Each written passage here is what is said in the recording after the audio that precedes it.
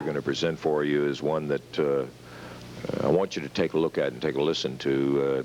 Not a pleasant one, but we're going to roll it right now and let you see. Rick, I appreciate you coming here, and I didn't bring you here because I want to make a spectacle out of the face or anything, but I tell you the honest truth.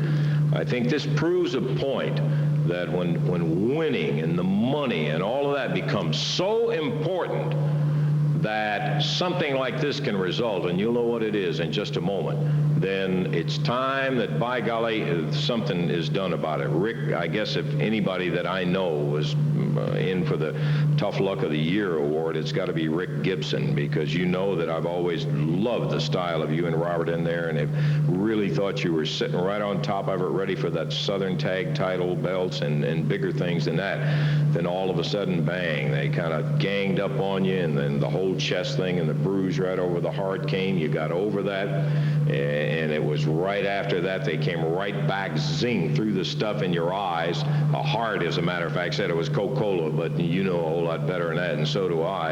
And now I would like for you just take your time and tell exactly how this happened. Well, this happened last Saturday night.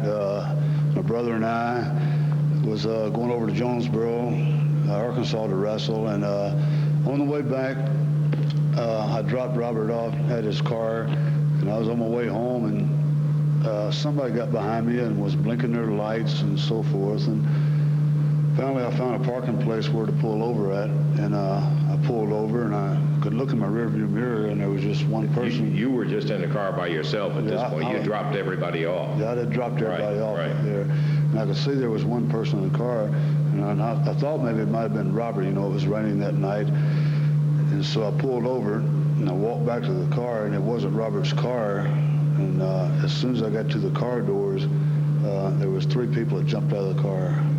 And to tell you who it was... Well, I want to know. That's the reason. Go ahead. Name them. It was Jimmy Hart, Coco Ware, and Bobby Eaton. And, of course, this is the result of exactly what took place right there in that incident. This is the result. Well, they did. I don't know whether you've thought about it, but I can tell you right now, and this is one of the things we're talking about, that kind of thing right out there in a road and jumping a man like that is grounds for a lawsuit, friend, and you can do some thinking about that. Well, let me say right now, I don't want to make no lawsuit about it. You know, my profession has been for 12 years is wrestling. Wrestling is my profession, and lawsuits are nothing to me. I don't care about no lawsuit at this point. What I want to do, I'm going to let my face get well, let my sternum get well, and then let me take it up in the ring. And I want to say one thing, Jimmy Hart, if you're watching this interview right now, I want to promise you, and I want to promise your boys, when I get well, one of your boys, and I hope maybe it's even you, is going to look just like this here, because this is not a pretty sight. Okay, Rick, thanks very much. We didn't want to drag it out. We thought it was important that it be known, and that was the story, what happened to Rick Gibson. Okay, we want to do it now. No lapse of time. I want to get him out here right now. He's been out here so many times. I want to see if Jimmy Hart will come out here right now, and I want to hear some comments about a situation that was just described by Rick Gibson there. And, well, I don't know whether he's coming out or not. I guess not. If he's not out there, fine. We were going to give him the opportunity to make some kind of a response to... okay, without any further comments, editorializing or anything, is that the only thing you can do is laugh about it? Well, first of all, I got an alibi where I was, baby, but I'm not going to tell anybody where it was. Are you crazy? I am so tired. When my jaw was broke and my leg was broke, I wasn't out here whining and crying and complaining.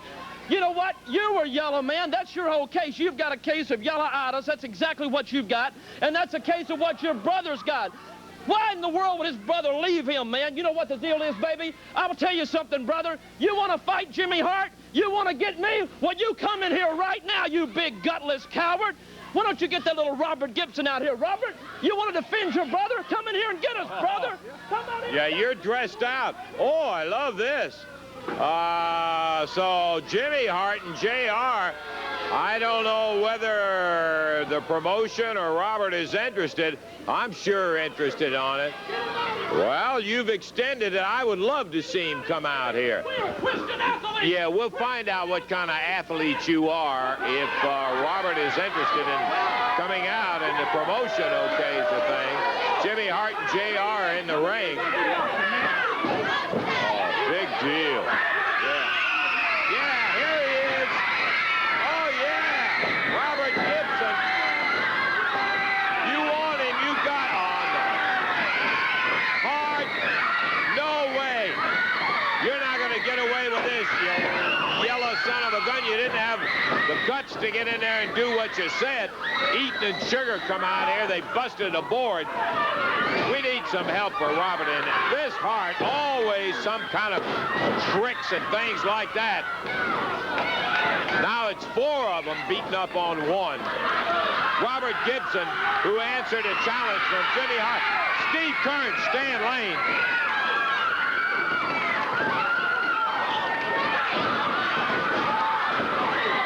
Kern, Lane, Eaton, Sugar, JR, and Jimmy Hart, with Robert Gibson still being pounded on as the 2 Harts, while Stan Lane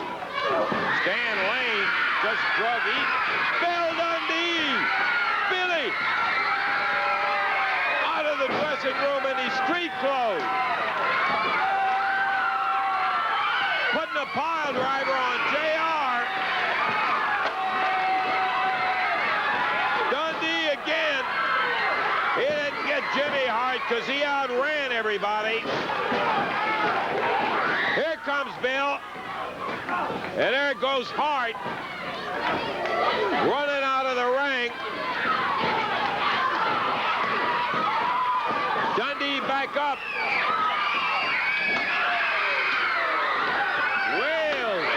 Nails Sugar. Boy, oh boy. And let me tell you, that ended that. Throws a chair and knocks Brown Sugar down on the floor. And the first family in flight when Billy Dundee came out. Our first championship wrestling action for Billy in about 5 weeks since they messed up his shoulder. JR still stretched out in the ring. They're now gathered about Robert Gibson to help him out.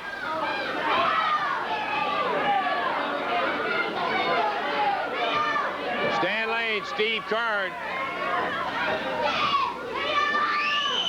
helping Robert back.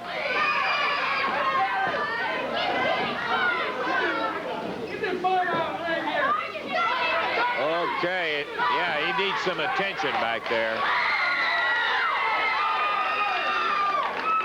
Well, I tell you what, we're going to let's wait for Brown Sugar and Eaton to jump Robert Gibson. Hart's the one that challenged Gibson. He comes out there and you bust him open and... Tell you what, you better get that dang handicap here, boy, because you and him gonna fight me, baby. I'm gonna make him think like that. Oh, boy, you might know it. You can just figure that for Eaton and Sugar.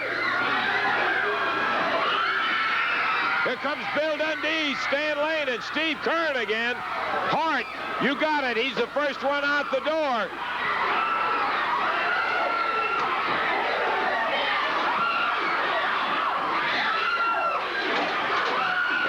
Steve Kern chasing Brown Sugar out.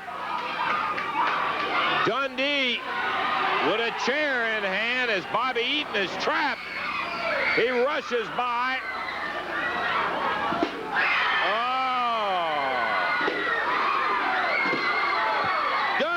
Swinging that chair. Woo.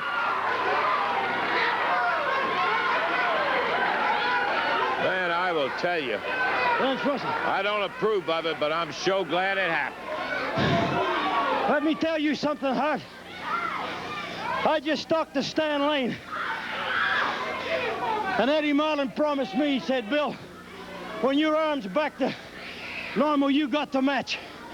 Well, Stan Lane agreed to step down and let me get my old partner back this week. So Jimmy Hart, Bobby Eaton, and Coco Ware, what you're wrestling this week is Steve Kern and Bill Dundee. Now, I made a promise to me, and I made a promise to all the people out there. When I got my hands on one of them, they were going to be hurt, and I hope that garbage is dead laying in the ring. And I'm going to promise y'all something. When I get you in the ring, Hart, and you take note, I know it's been said a million times before, 5 weeks I starved because of you, Hart, and I'm going to have a lousy Easter because of you. Well, I'm going to tell you something, son. This week, Hart, I'm going to get one of you, and you're going to look like that trash right there. Thank you. Okay, Bill Dundee. Yeah, we need a little sweep-up detail in here to see if they can get JR out of there. I'll tell you what we're going to do. I think we've had enough excitement for the moment, Dave. We're going to take time out, and we're going to be back to take a look. Hey, come on, Bobby. Don't. Darryl really